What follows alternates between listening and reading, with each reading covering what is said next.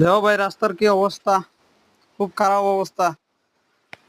মানে গাড়ি চালানোর মতো না। কেউ দেখলে কইতো না যে এটা রুট। খুব খারাপ অবস্থা, খুব কষ্ট হইতাছে।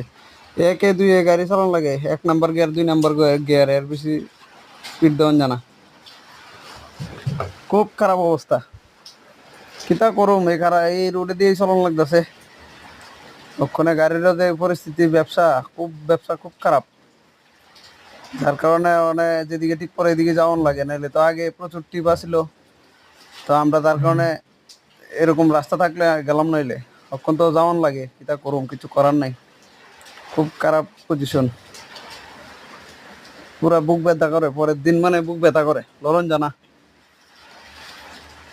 দেখতেছেন তো কিভাবে লড়াচড়া হইতেছে বডি। পুরা আচার বানাইলে যেমন মানুষ এমন ডাব্বার